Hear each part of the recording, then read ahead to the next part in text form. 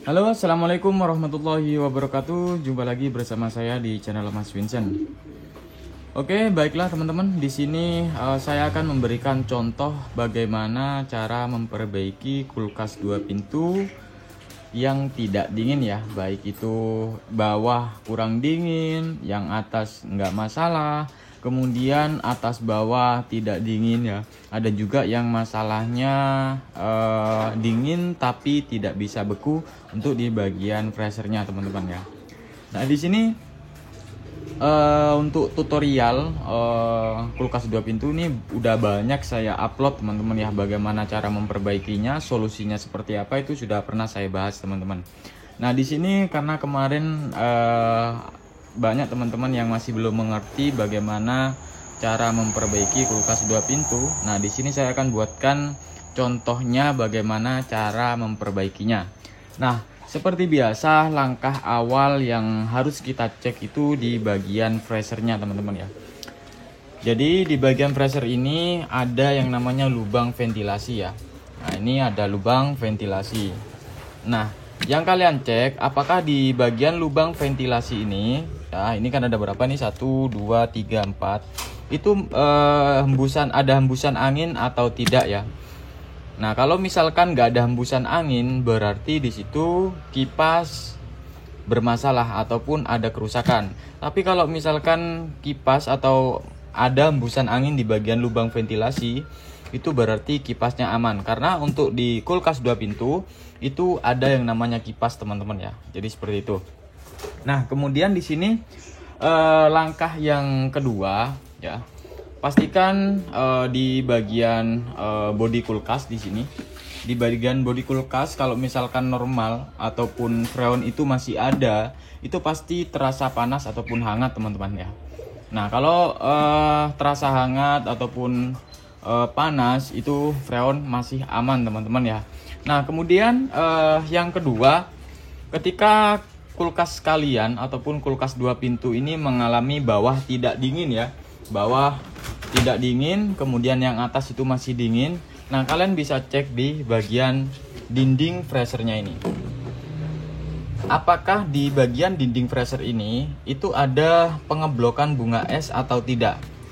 Nah kalau misalkan ada pengeblokan bunga es, biasanya kalau misalkan masih baru 1 ataupun 2 hari ataupun 3 hari, di situ masih belum muncul yang namanya pengeblokan bunga es ya. Kadangkala di bagian sisi belakang itu sudah muncul di bagian cover yang paling belakang itu akan muncul pengeblokan bunga es. Tapi semakin lama dia akan muncul pengeblokan bunga es. Nah, masalahnya di sini kenapa terjadi pengeblokan bunga es? Yang pertama di sini kipas itu mengalami mati, kemudian defrost tidak berfungsi ataupun sudah rusak. Kemudian di sini ada yang namanya fuse dan juga heater. Ya, ketika beberapa komponen ini mengalami kerusakan, itu pasti terjadi pengeblokan bunga es. Nah, ketika terjadi pengeblokan bunga es, itu bukan berarti freonnya habis teman-teman ya. Karena di bagian sistem di kulkas itu mengalami kerusakan sehingga tidak bisa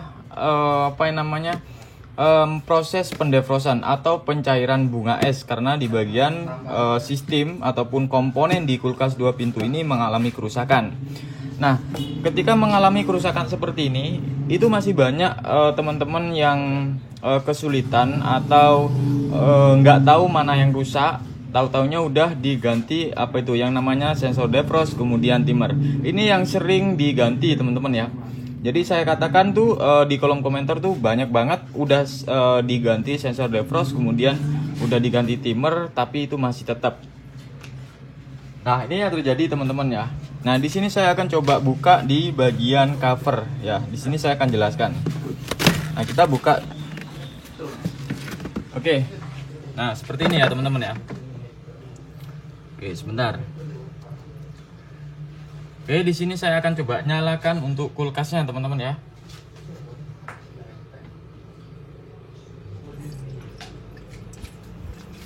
Oke, di sini kulkas sudah saya nyalakan ya. Nah, di sini teman-teman ya, kalau misalkan terjadi pengeblokan, itu tidak semua kerusakan kulkas itu sama ya, persis sama kerusakannya, enggak teman-teman ya. Karena kadangkala ada yang rusaknya di bagian kipas yang tidak berputar. Kemudian ada juga di bagian sensor defrost mengalami kerusakan. Kemudian ada juga yang mengalami kerusakan di bagian fuse ataupun kerusakan di bagian heater ya. Nah, kemudian di bagian sini yang jarang kalian cek itu di bagian heaternya teman-teman ya. Di bagian heater ini jarang kalian cek. Kemudian di bagian fuse di sini jarang banget kalian cek. Biasanya yang sering diganti oleh teman-teman semua itu biasanya di bagian sensor defrost ya. Nah, di sini untuk masalah sensor defrost itu pernah saya bahas ya teman-teman ya. Kalau misalkan kemasukan air itu kalian ganti saja teman-teman ya. Karena kalau misalkan kemasukan air itu kadangkala dia itu kadang normal, kadang enggak teman-teman ya. Karena udah kemasukan air ya. Jadi seperti itu. Jadi bagaimana cara menganalisa ya, menganalisa kerusakan di kulkas 2 pintu ini? Kalian harus, ini wajib teman-teman ya. Kalian harus cek dulu, pastikan dulu kipasnya berputar, kemudian di bagian sensor defrost ini mengalami kerusakan atau tidak ya. Kemudian di sini kalian cek dulu di bagian fuse. Nah, fuse di sini ya, fuse di sini apakah mengalami putus atau tidak. Nah, kalau misalkan fuse ini putus, otomatis pasti ada pengeblokan bunga es. Kemudian di bagian timer dia tidak berjalan teman-teman ya, artinya tidak hidup. Kalau misalkan fuse dan heater ini mengalami kerusakan ataupun putus ya. Nah, jadi untuk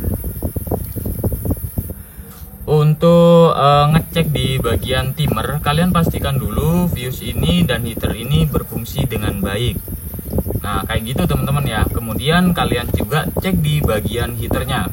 Cek secara fisik, kalian bisa angkat di bagian evaporator ini. Nah, kalau misalkan kalian tahu ataupun ngerti, cuman kalian bingung bagaimana cara mengangkatnya, itu di video saya sudah pernah saya bahas teman-teman ya, bagaimana cara mengangkat ini supaya kalian bisa melihat yang namanya heater ini teman-teman. Jadi jangan sekali-kali kalian langsung ganti yang namanya sensor defrost dan juga heater ya. Karena tidak semua kerusakan kulkas itu sama ya, kerusakannya di bagian sensor defrost dan juga di bagian timernya. Ada juga yang kerusakannya di bagian fuse dan juga heater. Nah, ketika kalian salah menganalisa ataupun mengganti part pada kulkas 2 pintu ini, maka yang terjadi kulkas ini akan mengalami hal yang sama. Itu mengalami pengeblokan bunga es dan nantinya kulkas kalian bakalan tidak dingin lagi teman-teman ya. Terus bagaimana cara tanpa kita harus membongkar ya, atau cara mengetahui bahwa semua dari komponen kulkas 2 pintu ini mengalami kerusakan atau tidak ya. Nah, kalian bisa matikan dulu untuk kulkas 2 pintu kalian selama setengah hari ataupun 1 hari aja ya. Kemudian kalian coba nyalakan. Nah, kalau misalkan kulkas kalian udah kembali normal, sudah pasti di bagian komponen di kulkas 2 pintu ini pasti ada error ataupun yang rusak dan kalian harus cek itu teman-teman ya. Dan yang terakhir di sini, ini masalahnya sepele, cuman ini bisa membuat pengeblokan bunga es. Nah, itu biasanya itu untuk saluran pembuangan air dia kurang lancar ya. Kalau misalkan kurang lancar di sini pasti saat pendefrosan bunga es airnya itu tidak kebuang, artinya masih nandon di bagian heaternya ya. Jadi seperti itu. Kalau misalkan ini dibiarkan, nanti heater semakin lama semakin pecah dan itu mengakibatkan heaternya semakin rusak teman-teman ya.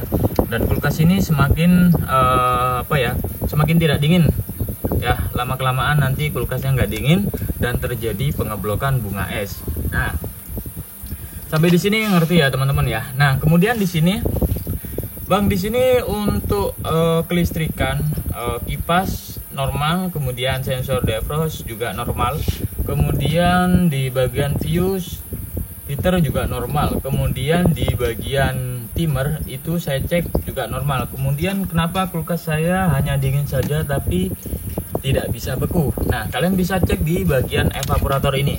Ini yang namanya evaporator teman-teman ya.